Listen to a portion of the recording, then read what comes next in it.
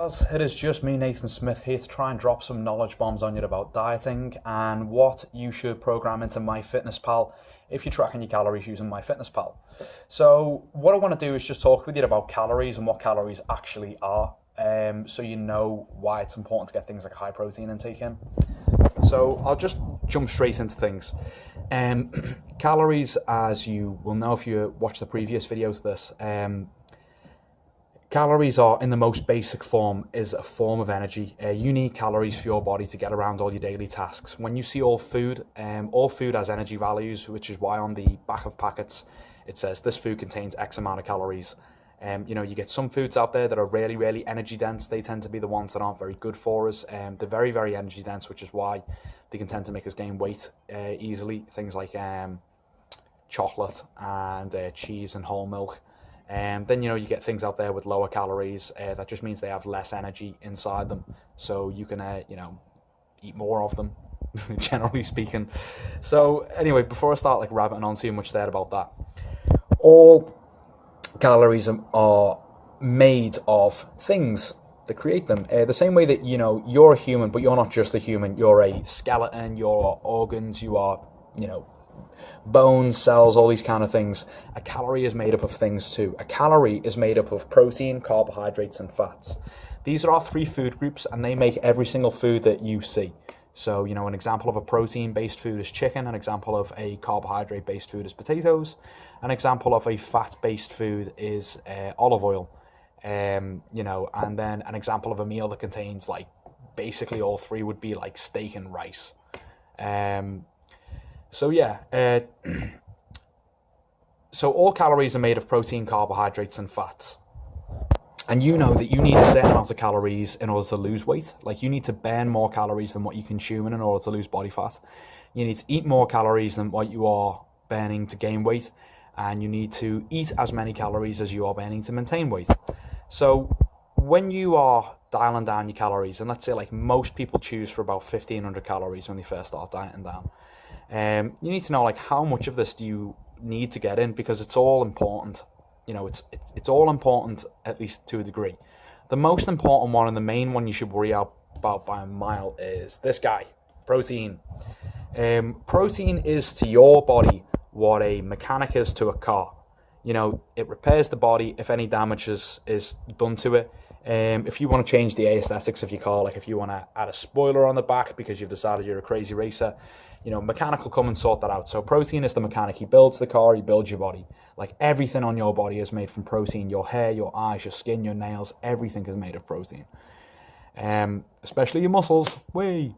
So the next one being carbohydrates. Carbohydrates are to your body what petrol is to a car. It is what fuels it from get to A to B. And that's what carbohydrates are to you. They are what fuel your workouts. They are what fuel you just going about your daily tasks. It's literally an energy source. That is what it is. It does have some hormonal things out there, some people might know the carbohydrate affects insulin production in the body, but that's a topic for another time. Carbohydrates are our primary energy source. If any one of these is energy, it's carbs. And then we have fats.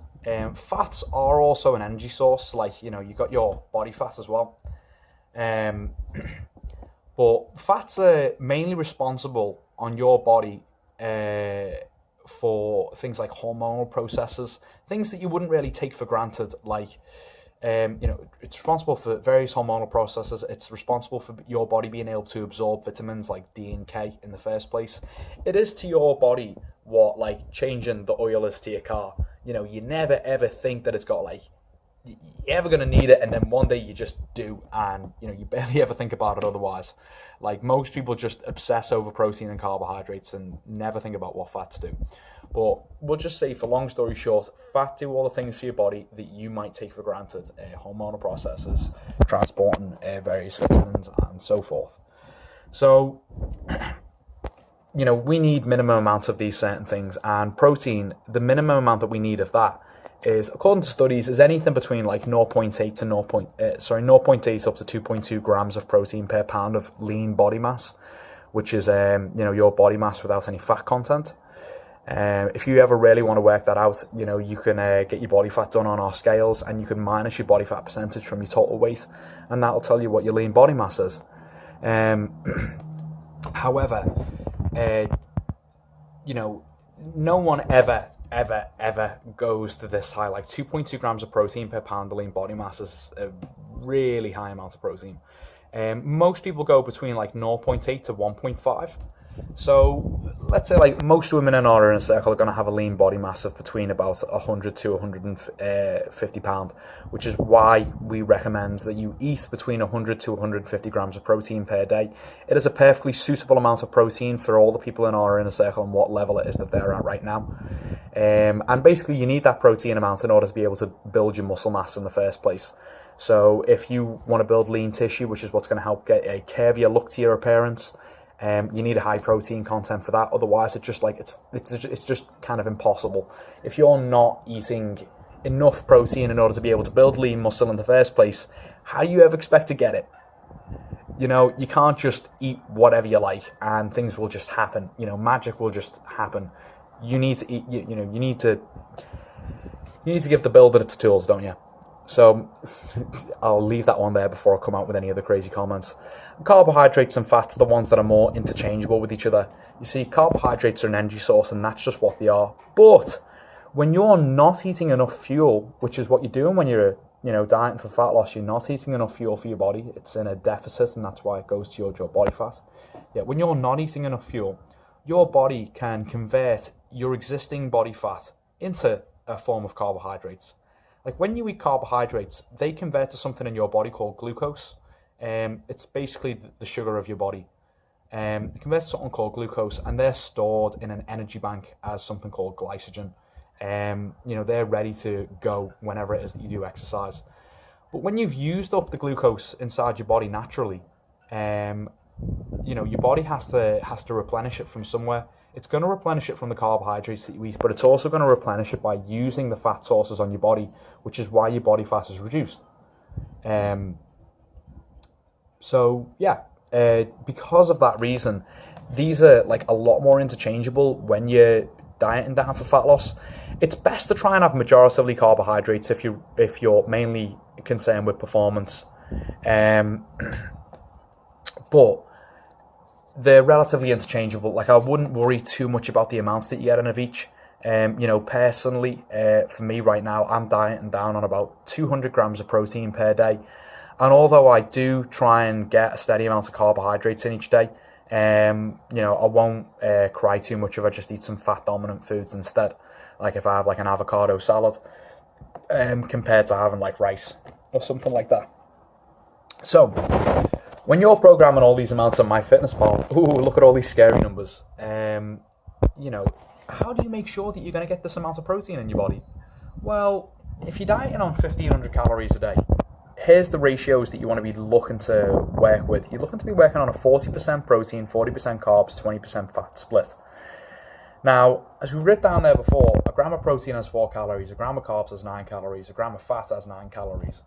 So when we go down here, if we get 1,500 and we do a 40% protein, 40% carbs, 20% fat, and we, get those amounts, which 40% of 1,500 is 600, 40% of 1,500 is 600 again, 20% of 1,500 is 300, and we divide them by their amounts, like 600 divided by 4, 600 divided by 4, 300 divided by 9, then we get the grams that we need, which is 150 grams of protein, 150 grams of carbs, and 33 grams of fat. So that's a pretty good amount to work with. Because the protein content is fairly high there, you can also afford to change that ratio up again. So we've got another ratio here that's 30% protein, 45% carbs, 25% fats. So this is higher fats and higher carbohydrates and lower on the protein. That gives us 450 calories, 675 calories, 375 calories, which when we work it out, we get 125 grams of protein, 170 grams of carbohydrates, and 44 grams of fat. And we can still totally work with this. We can totally work with this. This is a much easier diet format to be able to work with for long-term adherence. Most people who just drop the carbohydrates to zero fall off the bandwagon really, really quickly. Tend to develop cravings really quickly, tend to be hungry quite a lot, tend to be moody quite a lot. And and have like crazy weight rebounds when they do introduce carbohydrates again for various reasons that again we can explain in a different video, so this one's long enough. But yeah, like, you know, you want to diet down really on like as much carbohydrates and fats as you can afford to, so as that your dieting isn't like a nightmarish process while still getting enough protein in. So here, based on 1,500 calories a day, we had 125 grams of protein, 170 grams of carbs, 44 grams of fat. Now, let's say you're dieting on less calories than this. Let's say you're dieting on 1,300 calories a day. If you wanted the, you know, more, if you got like just, I don't know, you're coming close to your goal, you need to slash the calories down so you can actually get there. You know, you don't want the protein amount to fall drastically. And if it's 1,300 calories, then it's going to change everything altogether. So just try and find a percentage that gives you between 100 to 150 grams of protein. And then, you know, with these ones here, you want it to be majoritively carbohydrates, but don't be afraid of having fat in there. You need fat. You need it. And fat isn't going to do anything bad to you unless you're eating like 3,000-4,000 calories a day anyway. So yeah, I'm hoping this kind of clears up something. I'm hoping that I can just say, so right now as a quick overcap, you know, protein heals your body the same way that a mechanic heals a car. Protein gives you fuel the same way petrol gives fuel to a car. Fats takes care of like, you know, various hormonal processes, things you take for granted, like changing the oil in your car.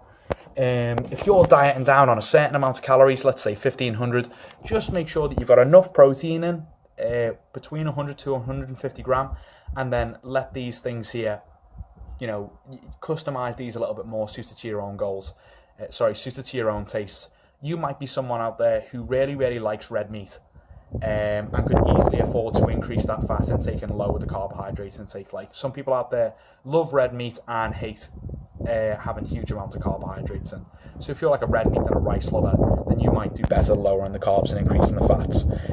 You might be someone out there who absolutely hates fats, but you need to get a minimal amount in. So you might just let it come into your diet through like some little meat sauces, some things like cooking sauces, or eggs, you know, cheese, and you might want to go crazy on the carbohydrates, so you can like bump those right up there instead.